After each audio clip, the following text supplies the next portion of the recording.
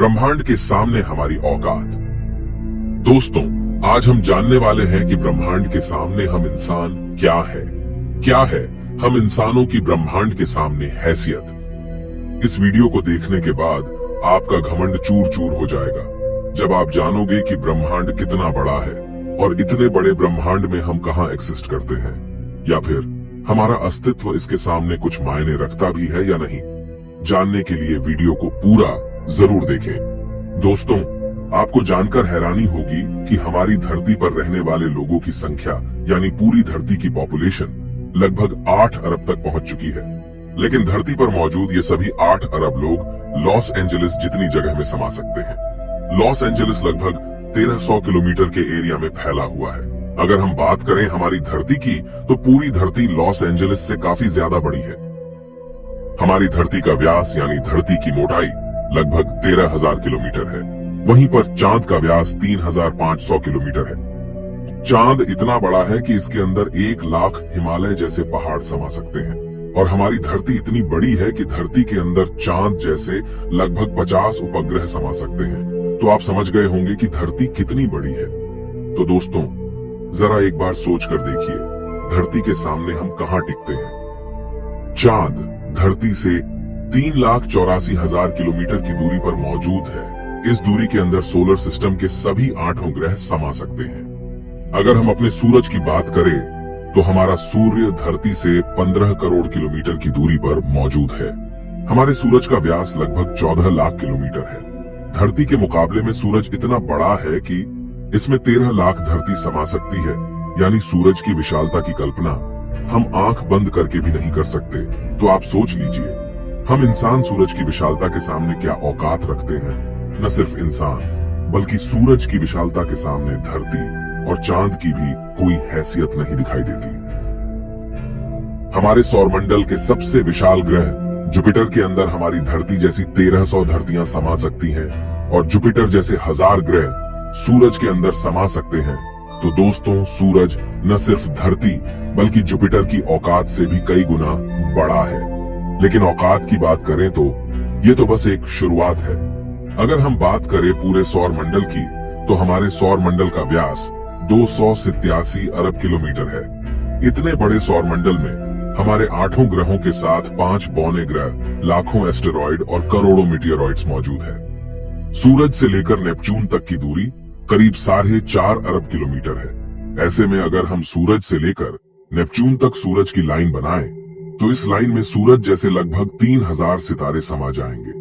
तो आप समझ सकते हैं कि सोलर सिस्टम की साइज के सामने सूरज कितना छोटा है। अगर प्लूटो से हम सूरज को देखें, तो हमारा सूरज प्लूटो से कुछ ऐसा दिखाई देता है। हमारा सौरमंडल प्लूटो के बाद भी कई गुना आगे तक फैला हुआ है। यहाँ तक हम देख चुके हैं कि सूरज की साइज भी इतने बड़े सौरमंडल के सामने काफी छोटी पड़ जाती है। अगर हम और आगे की बात करें तो सूरज से और भी बड़े तारे अंतरिक्ष में मौजूद है। ये है वेगा स्टार, जिसका व्यास 38 लाख किलोमीटर है और इसमें सूरज जैसे लगभग 20 तारे समा सकते हैं। इससे भी बड़ा तारा है आर्कट्रस, जो 3 करोड़ 60 लाख किलोमीटर चौड़ा है। इसमें सूरज जैसे 17,000 तारे समा जाएंगे। और इसके और आगे चलने पर ब्रह्मांड में एक और तारा है, रीगेल, जिसका व्यास 11 करोड़ किलोमीटर है। इसके अंदर आर्कट्रस जैसे 50 तारे समा जाएंगे और सूरज जैसे 4,85,000 तारे समा जाएंगे। अब हम देख पा रहे हैं कि सूरज भी यहाँ आकर कितना छोटा पड़ रहा है। चलिए और आगे चलते हैं। ये है बीटलजूस, जिसका व्यास 1 अरब 23 करोड़ किलोमीटर है। इसमें रीगेल जैसे लगभग 1400 तारे समा सकते हैं और सूरज जैसे लगभग 67 करोड़ तारे समा सकते हैं। अब आप सोच लीजिए, यहाँ आकर सूरज भी एक रेत के कण के बराबर लग रहा है। इसके आगे हम मिलते हैं वीवाई कैनिस मेजोरिस से, जिसका व्यास 2 अरब किलोमीटर है और इससे भी बड़ा तारा है यूवाई स्कूटी, जिसका व्यास लगभग 2 अरब 40 लाख किलोमीटर है। और अब तक का झांक सबसे बड़ा तारा है स्टीफनसन 218, जिसका फैलाव 3 अरब किलोमीटर के बराबर है। यानी इस तारे के अंदर सूरज जैसे 9 अरब 83 लाख तारे समा सकते हैं। ब्रह्मांड में अब तक इससे बड़ा कोई सितारा नहीं मिला है। और इस तारे के सामने सूरज का अस्तित्व न के बराबर है। ऐसे में हम इंसान और हमारी धरती तो इसके सामने कुछ भी नहीं है। जरा सोच कर देखिए, इस तारे के अंदर धरती का अस्तित्व मायने भी रखता है या नहीं। अब अगर हम बात करें ब्रह्मांड में इससे भी बड़ी संरचनाओं की, तो हम पहुंच जाते हैं कैट्स आई नेबुला के पास। यह आकार में 0.4 प्रकाश वर्ष बड़ी है, यानी प्रकाश को भी इसे पार करने में 4 महीने 26 दिन लगेंगे। यह ब्रह्मांड के सबसे विशाल तारे के मुकाबले कितना बड़ा है। इस नेबुला के अंदर स्टीफनसन जैसे लगभग 3000 तारे समा जाएंगे और इससे भी बड़ा हेलिक्स नेबुला है जिसका व्यास 5 प्रकाश वर्ष है, यानी प्रकाश को इसे पार करने में 5 साल लगेंगे। और इसमें स्टीफनसन जैसे 15,000 तारे रखे जा सकते हैं। इससे भी आगे है ओरियन नेबुला जो 24 प्रकाश वर्ष चौड़ा है, और इससे आगे हमें मिलता है ओमेगा सेंटोरी कंस्टलेशन जिसका व्यास 150 प्रकाश वर्ष है।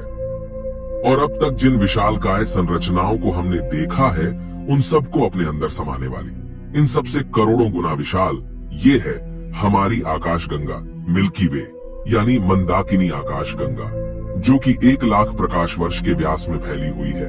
यानी यह इतनी बड़ी है कि इसे पार करने में प्रकाश को भी 1 लाख साल लग जाएंगे। और आपको बता दें कि प्रकाश की गति 3 लाख किलोमीटर पर सेकंड है।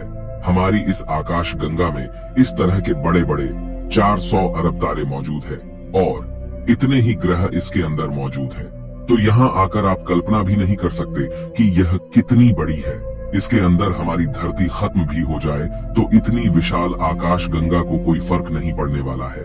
हमारा सूरज भी खत्म हो जाए तो भी इसे कोई फर्क नहीं पड़ने वाला। ब्रह्मांड का सबसे बड़ा तारा भी खत्म हो जाए तब भी इस पर कोई फर्क नहीं पड़ेगा। लेकिन ब्रह्मांड यहाँ भी खत्म नहीं होता है। इससे भी आगे चलने पर अगर हम हमारी पड़ोसी आकाशगंगा एंड्रोमेडा की बात करें तो ये हमारी गैलेक्सी से 2 गुना बड़ी है। इस गैलेक्सी के अंदर 10 खरब तारे मौजूद हैं। अब तक जाने गए सबसे विशाल तारे स्टीफनसन से इस गैलेक्सी को भर दिया जाए तो इसमें 40,000 खरब स्टीफनसन 218 जैसे तारे आ सकते हैं। अगर हम और आगे पृथ्वी से 23 करोड़ प्रकाश वर्ष दूर जाए तो हमें एक और आकाश गंगा मिलती है, UGC 2885 गैलेक्सी, जो कि 4,63,000 प्रकाश वर्ष के व्यास में फैली है। यह हमारी गैलेक्सी से 4 गुना बड़ी है और इसमें 50 खरब तारे मौजूद हो सकते हैं। पृथ्वी से 100 करोड़ प्रकाश वर्ष दूर इससे भी और भयानक और बड़ी गैलेक्सी है, IC 1101 गैलेक्सी, जो कि 40 लाख प्रकाश वर्ष के व्यास में फैली हुई है और इसमें 1000 खरब तारे रहते हैं। इसके अंदर 30,000 से भी ज्यादा मिल्की वे गैलेक्सी जैसे आकाश गंगाएं समा सकती हैं। और अगर हम इससे आगे चलकर और देखें तो इससे भी ज्यादा बड़ी गैलेक्सी ब्रह्मांड में मौजूद है जिसके सामने मिल्की वे आकाश गंगा भी कुछ नहीं है। पृथ्वी से 300 करोड़ प्रकाश वर्ष दूर ये है अल्क्योनियस गैलेक्सी, जो कि 1 करोड़ 60 लाख प्रकाश वर्ष जितने व्यास में फैली हुई है। इसमें हमारी मिल्की वे गैलेक्सी जैसी 40 लाख गैलेक्सी समा जाएगी। अब हम ब्रह्मांड के काफी बड़े स्केल पर पहुंच चुके हैं, जहां हमारी गैलेक्सी, जिसकी विशालता की हम कल्पना भी नहीं कर सकते, वह भी इसके सामने कुछ नहीं है।